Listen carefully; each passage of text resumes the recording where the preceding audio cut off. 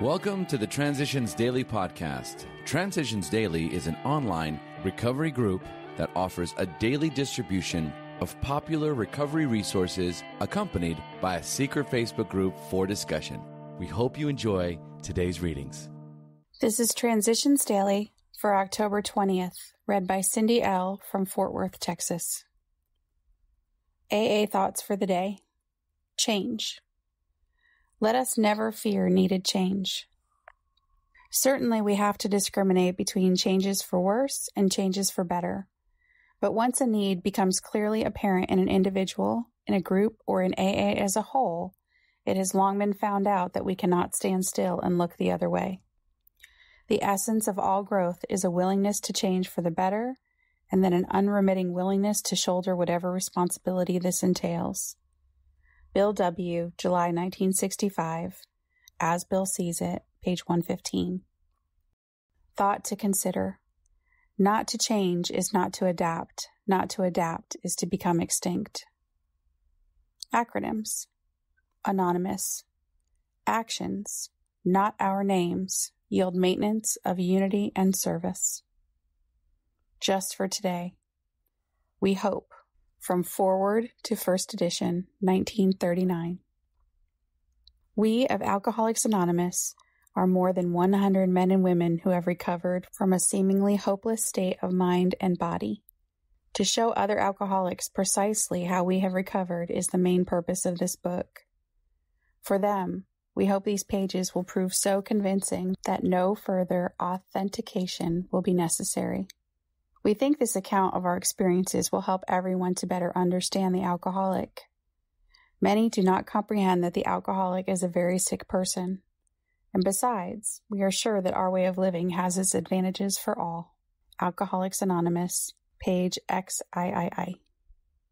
Daily Reflections. Solace for Confusion. Obviously, the dilemma of the wanderer from faith is that of profound confusion. He thinks himself lost to the comfort of any conviction at all.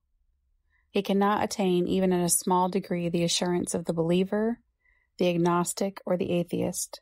He is the bewildered one. 12 Steps and 12 Traditions, page 28. The concept of God was one that I struggled with during my early years of sobriety.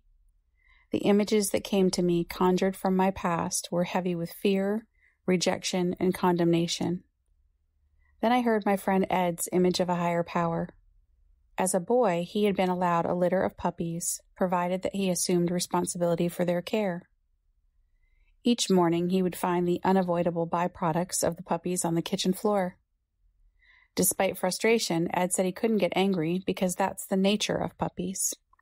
Ed felt that God viewed our defects and shortcomings with a similar understanding and warmth. I've often found solace from my personal confusion in Ed's calming concept of God. As Bill Sees It, Rebellion or Acceptance. All of us pass through times when we can pray only with the greatest exertion. Occasionally, we go even further than this. We are seized with a rebellion so sickening that we simply won't pray. When these things happen, we should not think too ill of ourselves. We should simply resume prayer as soon as we can, doing what we know to be good for us. A man who persists in prayer finds himself in possession of great gifts. When he has to deal with hard circumstances, he finds he can face them. He can accept himself and the world around him. He can do this because he now accepts a God who is all and who loves all. When he says, "Our Father who art in heaven, hallowed be thy name," he deeply and humbly means it. When in good meditation and thus freed from the clamors of the world, he knows that he is in God's hands, that his own ultimate destiny is really secure, here and hereafter, come what may. 12 and 12, page 105, Grapevine, June 1958. Big Book quote. Our description of the alcoholic, the chapter to the agnostic, and our personal adventures before and after make clear 3 pertinent ideas. A, that we were alcoholic and could not manage our own lives. B, that probably no human power could have relieved our alcoholism. C, that God could and would if he were sought. Alcoholics Anonymous, How It Works, page 60. 24 hours a day.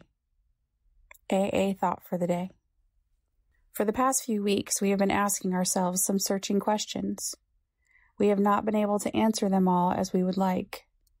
But on the right answers to these questions will depend the usefulness and effectiveness of our lives, and to some extent the usefulness and effectiveness of the whole AA movement. It all boils down to this. I owe a deep debt to AA and to the grace of God. Am I going to do all I can to repay that debt? Let us search our souls, make our decisions, and act accordingly. Any real success we have in life will depend on that. Now is the time to put our conclusions into effect. What am I going to do about it? Meditation for the day. Our Lord and our God, be it done unto us according to thy will.